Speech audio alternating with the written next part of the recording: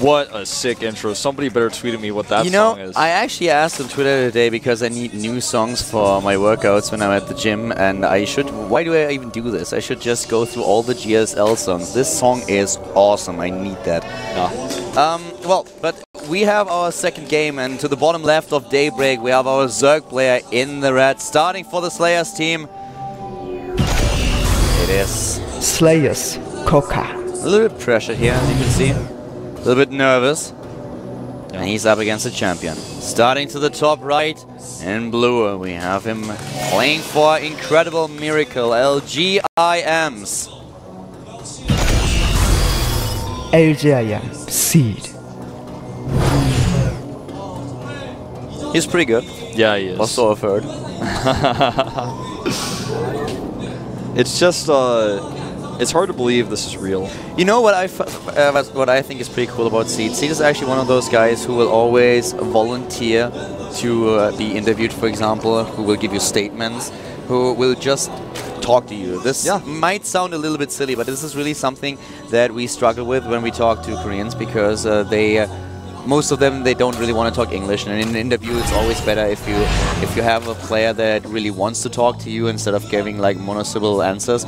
So when the two of us casted the Fnatic tournament that they had a few months ago, Seed was also one of the players, and he was always just willing to commentate with us. He was willing to get interviewed when something was going on. So every time we had questions and wanted to know something about his games, he was just willing to do that. And even when he lost the map, he was like, hey guys, I'm still fine. I know that usually losers don't get interviewed because everyone assumes that they're like really upset with how it happens, and it's just basically a courtesy. But if you want, I can still tell you what went wrong in the last map, in my opinion. And this is just something that I think is really, really cool about him.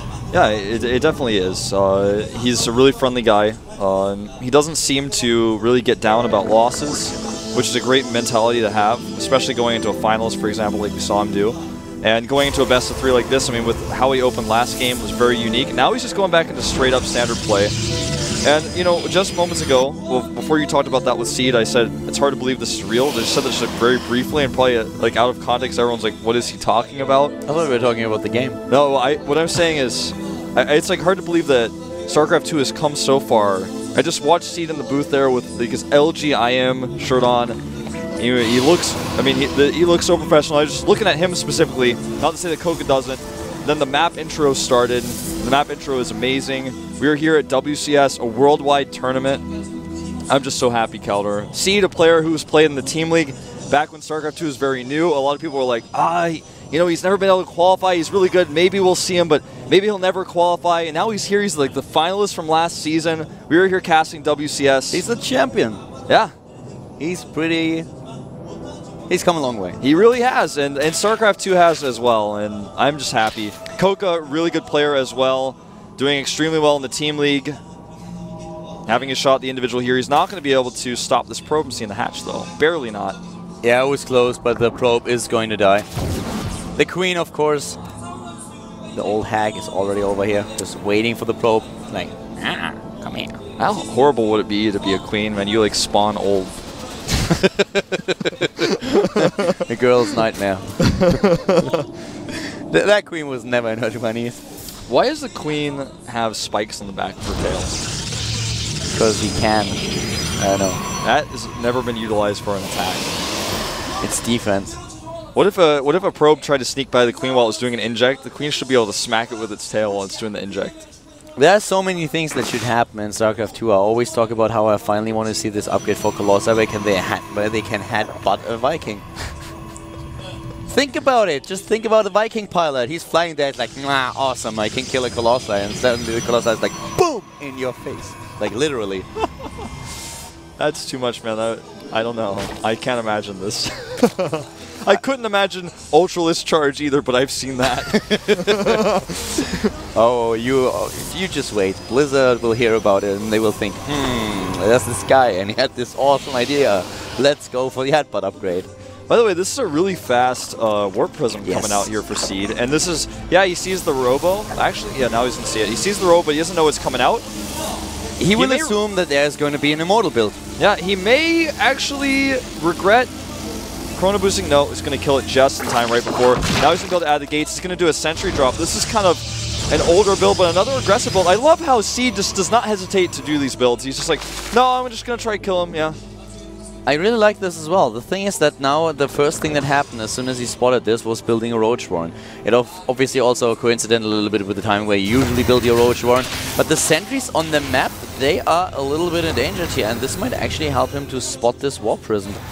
He's got to get away from that watchtower. Ah, this is a mistake. He shows it now. Yeah, but on the other hand, Koka's scouting is pretty good. He has overlords everywhere to the bottom right and also around the spaces, so this would not have gone unnoticed. Yeah, and the most important thing is, yeah, even if you have overlords on the right side of your base, that can help you, but if you actually have the Lings in your main, he's not even going to be able to drop them out. He sees it and he immediately retreats. He knows that this is not going to work at this point. I'm a little bit surprised that after he saw the Lings were still there, he didn't try to fly away from the watchtower, then go around, but that would have messed up his timing. Either way, now he can probably fall back to a third base. It's going to be his only real choice here. Getting a Twilight Council, though, as well. May try to still hit an Immortal timing of some kind. And the sentries are still useful. They're not going to be useless. He can try to find an opening here to use them. It would actually be really cool if he just moves in.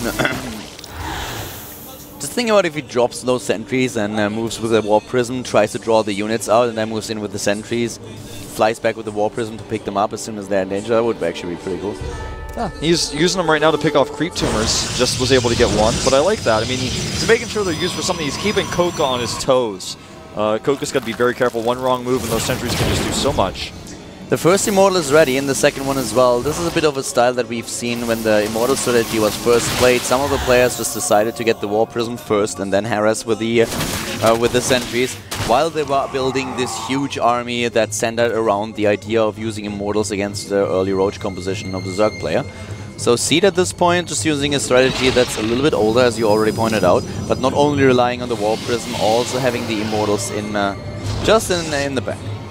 The Infestation Pit for Koka is so well timed, though, that he's not going to have any problems defending any two-base push to the main counter. And for this reason, I think Seed knows that he's not going to be able to hit timing that's ideal. He's going to take this third base. I just love how persistent Seed is. He goes and takes out the tumors. Seed's actually like the guy in the strategy room who's like, the boss has his plan, and Seed's like, what about this? And he like says some crazy thing, and everyone's like, no, that would never work. And Seed's like, no, seriously. What if I go for this attack? Oh, wow, this is... Oh, he gets all of the Lings here. And he gets every single one of them. Also a thought. And then he just ran past him. But he got like half of them. If Blink were done, which it was almost done, that could have been bad. But either way, it was still not a successful run by. No, not really. He tried to get into the main base as well, but another force field for Seed was just ready in time, and therefore he was at least able to save a few of these Zerglings, not all of them, and ran to the right side.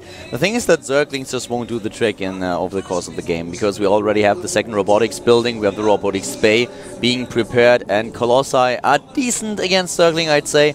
They're pretty good against Infestors as well. Yeah. So at this point he needs to be a little bit careful with this. He wants to do damage, of course, and wants to sneak in. A run by would be so good for him at this point. He has the Roaches also in a position at the third base. The supply is still pretty even. And Koka, I mean, he's taking his third base right now, and he droned so heavily. He's at 71 now, and he's still building drones, going for 9 Infestors, Pathogen Glands, Spire.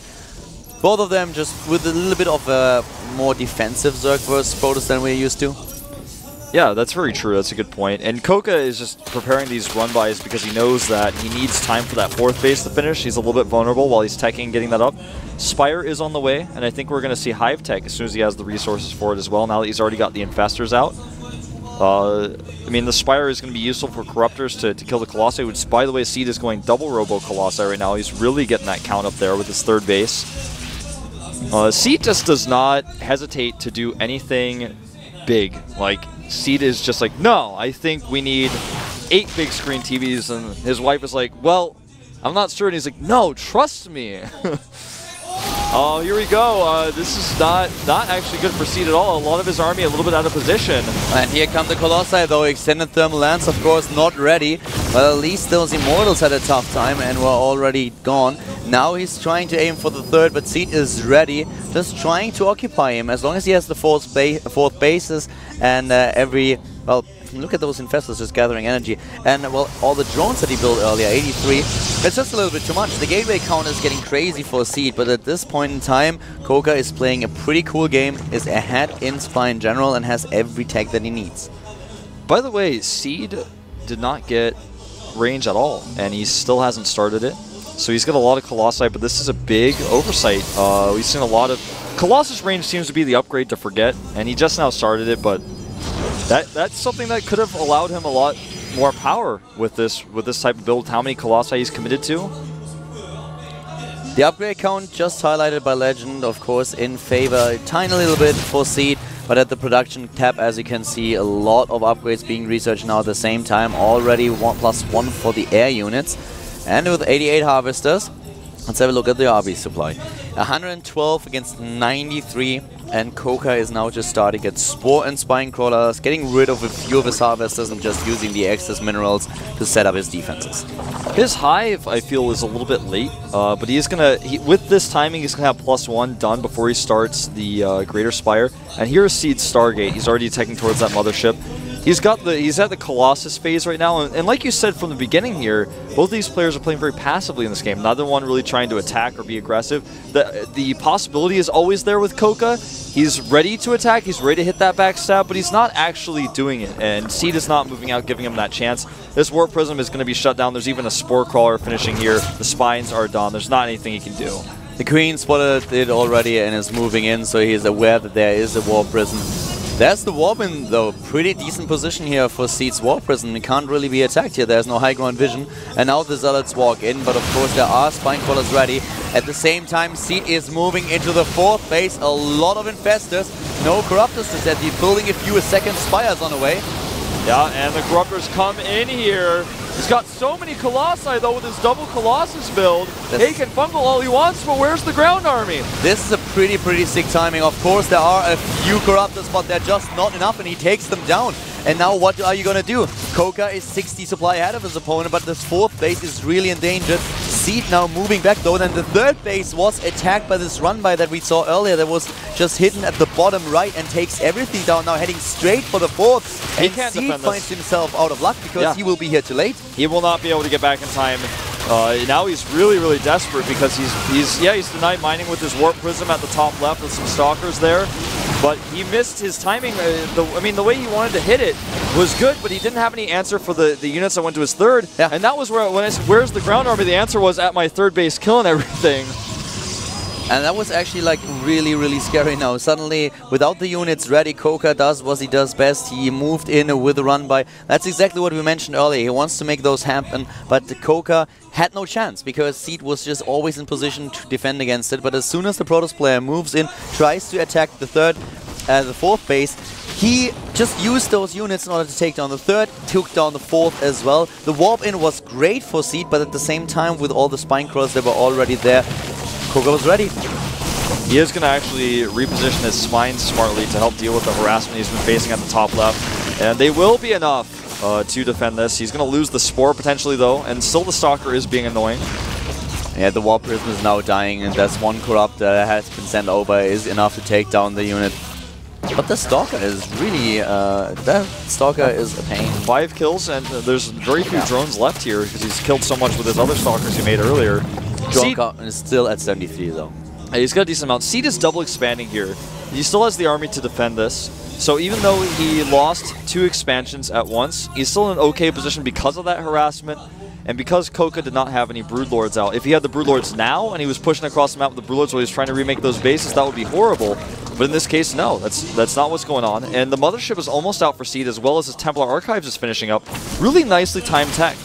He missed a lot of gas timing though, and therefore his Templar Archive was a bit delayed. He can now start with the Archons, but he doesn't need the Mothership with the Vortex energy if he wants to deal with this, and the Archons as well.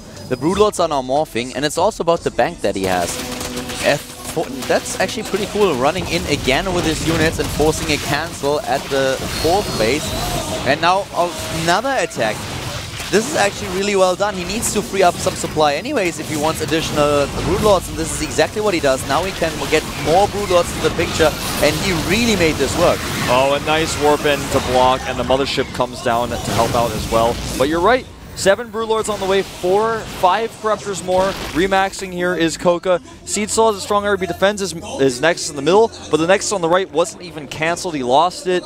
And look at the production tab. So much more being made for Coca. He's got so much more money to spend.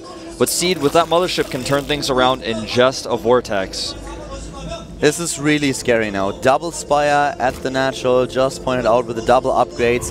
And this is where all the money of Coca goes. He has a much better economy now than Seed, and he's getting +3 attack, +1 armor for his air units, getting the 3rd attack upgrade for the ground units too, and getting rid of the last few Roaches. This time not all this successful. But he's freeing up supply, and this will just help him to increase his army size. He's currently looking at 9 Broodlords. He's getting another one, 13 Infestors, and a few Roaches as additional ground support, but only 3 of them left. Once again being killed here, and now he will just make more and more. A couple of more Queens and a couple of additional Broodlords. Only 10 Spinecrawlers out for Coco, which is somewhat of a concern, because even though he's got 10 Broods as well, the Spinecrawler count is not... It's not enough to really stop a blink forward. Stalker count for Seed, though, only at 16. He's maxed, or nearly maxed, but he needs a few more Stalkers in this composition to really blink forward and make something happen. He's very reliant on his Mothership and his Archons right now. He's dependent on it, in fact. Well, there are 6 Queens for the Transfuse, and we also have, of course, the Infestors, and there are 13 of them. So with good Transfuses and a couple of Fungals, he should actually be fine here against the blink forward. The Mothership is going to be his bigger concern now. He needs to split those Broodlords. If a good Fungal and some Archons are hitting the Broodlords, then it's basically lights out for the Zerg army. And therefore Coca will be like really, really cautious about how he approaches his Deathball. And he's just continuing to make more and more Corruptors. He's getting ready for this late game here. I think now that he's finally got the army he wants, he's probably going to try to make more Spines. And just one is started right now. And he's maxed. Supply looking really good. Zealot run by at the top left is cancelled. Like, yeah, that was not going to work never in a million years. No, those Zealots were just looking at that was really weird too. They were like, nope. He knew the Spines were there, so I thought that was kind of strange. Leads the attack here, the push forward with a few infested Terrans. Gotta be careful of the Mothership though. One Vortex is ready. Are not bad. They hit the Corruptors and do quite a lot of damage. Yep, and now he's got more Archons morphing. Here we go! The Broodlords get Vortex, and a huge overstep by Coca. He's got to get the Archons in there, though, and one continues, runs the second one in. That's number 3. Yep, 3 in there. The Infested Terrans being dropped in the Vortex as well. Here we go! Oh my god, Coca is losing everything. He's losing like 80 supply in a second. This was the worst Broodlord split that I have seen in ages. It's the worst I've seen in my career, man, and that is going to be game. Seed will not be stopped. Doesn't matter how many Infestors he's got left now, they're all out of energy. He dropped all the Infested Terrans in there for some unknown reason, and now he is desperate to hold, but he will not be able to. Well, 112 lanes on the way. GG.